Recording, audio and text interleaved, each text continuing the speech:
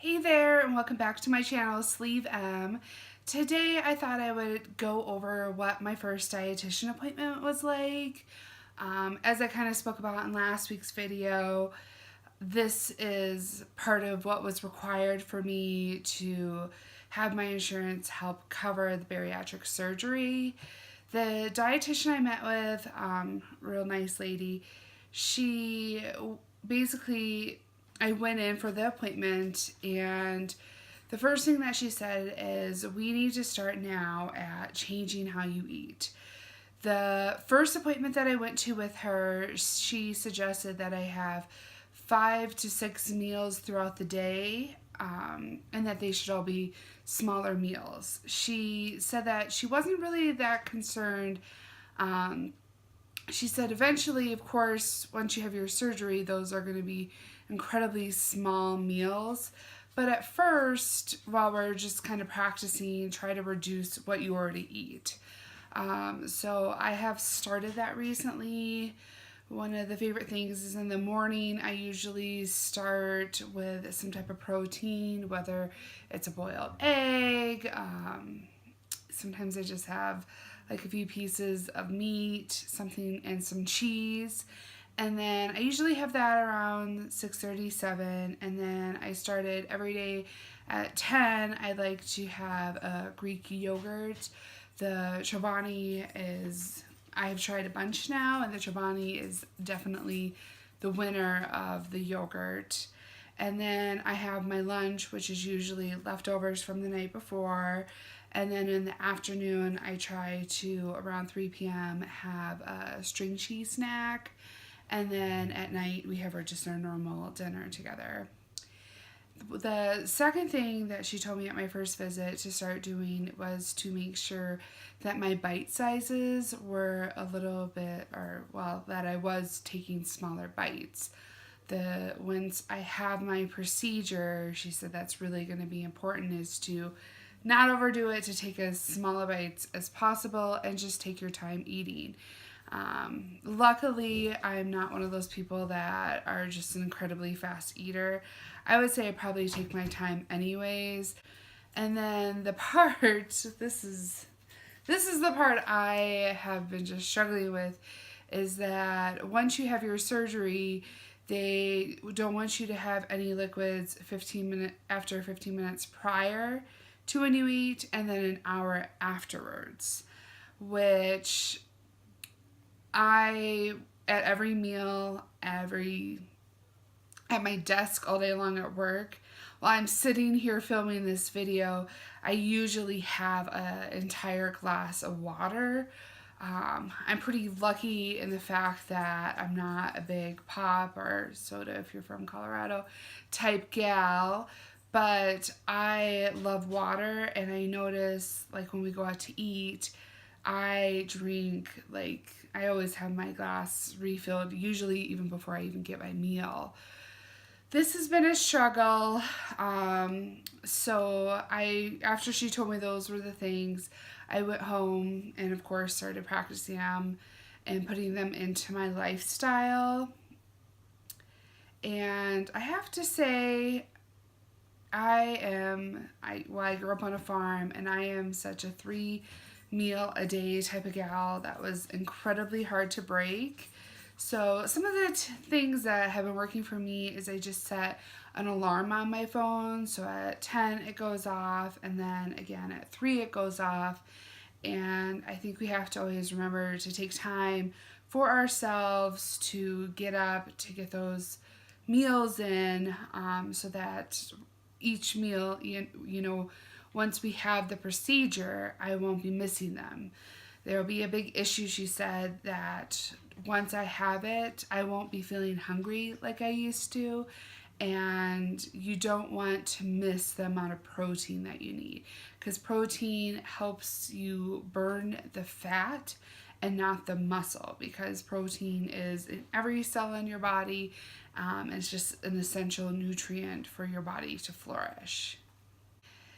So then I went back for my second visit, and this one is where we talked about the struggles. She also told me that when I'm looking at what I'm supposed to be eating, it shouldn't be any more than 10 to 15 carbs per meal. And then more than 15 grams of protein. I've been kind of looking at different protein drinks and things like that. She did say at first we're gonna need protein drinks, but after a while what they really want is dense food. It gave me a protein on the go that just kind of went through some snacks that worked really good. One of them was roasted chicken. Daniel and me, he came with me to my second visit, and we kind of talked about how we can make some chicken and then just kind of pre-package it, and that way throughout the week I could just grab a little container and have those as my meal. The hard-boiled eggs, of course, are an excellent choice. Some type of beef or turkey jerky, which, I mean, that pretty much excited me because I love jerky, and string cheese was on there. So those things we talked about that we just need to prepare ourselves with. Always have them on hand so that when I have this procedure, we're ready to go. She asked me how the no fluid at meal was going, and I think it went pretty well for breakfast. Definitely went well for the snacks. I didn't even really think about water. Lunch was okay, but boy, was supper difficult. In the evening, I usually have 1 glass of, it's called Carb Masterwork, and basically it's milk that has some of the carbohydrates filtered out. I found this when I was doing my low carb diet, and I actually preferred this milk over the regular. My parents always raised me on skim milk. I'm not sure if it's more calories or not, but I do know it's about half the carbs that regular milk had. So I have, one thing she said is just to start reducing the amount. So at night, instead of having probably an 8-ounce glass, I have just like a little 4-ounce glass, and I do my best not to drink it. Sometimes I drink it and I want more, but I think one thing that we're really going to have to work on is probably reducing salt intake on our foods. And I feel like the foods that we have at home aren't so bad. It's really going out to eat and things like that that are just so salty. You come home and you're part. So I think we'll just keep on working on reducing the salt. And she did say that after I have my procedure, it'll probably be easier because of the fact that there just won't be any room in my stomach, and having a big glass of water, it's going to make you feel so full. So I should probably explain at the reason why they don't want you to have water. So basically at the bottom of your stomach is kind of a narrow tube that then goes into your small intestine. And when you have water, it pushes through that quicker. So what they want is you to have this dense protein, low in carbohydrates, but high in protein. They want you to fill your stomach up with that, and then they want it to be as full as possible for as long so that you don't get hungry and eat more food. So if you have, your chicken in there and a glass of water with it, it's going to push through quicker, making your stomach more empty, which in return is going to make you hungry faster. So that's what they're looking at reducing. So I'm going to continue to work on that. I can't say it's been the best, and it's going to be super awkward when you go out to eat and they say, oh, what would you like to drink? I'm going to be like, please don't bring me anything. I just want my food and nothing else. So that's been one of the things. She also talked to me about after surgery, for about 6 weeks, they say that you can't have any caffeine. I do probably have 1 to 2 cups of coffee every morning. I don't think I'm quite as addicted as some. I know a couple of girls have gotten pregnant. They get headaches when they don't have caffeine. I can't say I always get that way. Some days I don't have any, but I am going to miss it, especially in the wintertime, because a cup of coffee just kind of wakes you up when you're going to work when it's dark and you're going home when it's dark. So I am going to try to start doing half caffeinated, half decaf, and then right before surgery. I think she said about, I think it was 2 days, or I can't remember if it was 2 days or 4 weeks prior, but anyways, I am hoping probably a month before surgery not to have any more caffeine.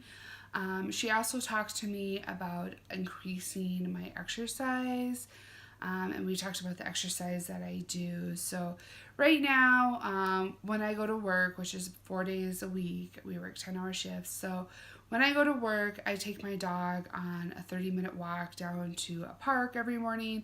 And then I also do belly dancing. I go to a class once a week, and then I also do some online. I just watch videos online through Rachel Bryce's website to do those. And then I'm looking at possibly trying to start some yoga every Tuesday. I've been looking at that. She said that, that would be something that she would really recommend, figuring out what you enjoy, because you're still going to be the same person before surgery as you are after. So if you don't like exercising, just because you have the surgery does not mean that you're going to enjoy it anymore. She did say that as you start to lose weight, you're going to have more energy, which usually makes you get up and move a little bit more. So I have decided that I'm really going to try to get into this yoga class. I can't say that gyms have ever been for me. Typically I get a gym membership and I go pretty religiously for the first month, and then everything just kind of falls off. I prefer going to group classes because I feel like there's a lot of accountability with that. Like these videos that I do at my house, I really kind of enjoy. I kind of like letting the exercise be my own thing and not feel like I'm competing with anybody next to me. It's just not my style of exercise. So I'm going to plan on kind of continuing and increasing some of the stuff that I do here in my house.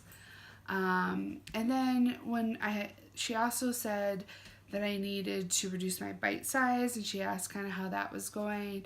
And basically, a lot of times when you're eating, you're just not consciously thinking about how big your bite sizes are. So I'm really trying to work on that. One thing that she really recommended is just a smaller plate, smaller utensils, things like that. So I think after surgery, I'm really going to try to eat with some of the smaller spoons I have, because we don't need a huge plate of food like we get now. I mean, I went to Red Lobster last night. The plate was oval and could contain tons of food on it. I mean, it's just ridiculous. So those are kind of the big things that I went over with the nutritionist. I thought they were very good. Things that made me happy was just the fact that I felt like when some of the concerns that I would have, she would just tell me, you won't have those concerns afterwards. Your stomach just won't be big enough to handle it. And I think that this brings me back to why I'm doing this surgery. It's because it's a tool. I have to change myself, but also this is going to be a big help on the concerns that I would typically have in a diet. I feel like are going to really reduce those significantly because of the fact that there's no place to eat a big food. Your cheat meal, can't be two value meals, or a big burger and fries and milkshake or something like that. It just doesn't, this diet won't allow you won't be able to eat the whole thing because of the fact that your stomach just won't be able to handle it. So it really made me feel comforting.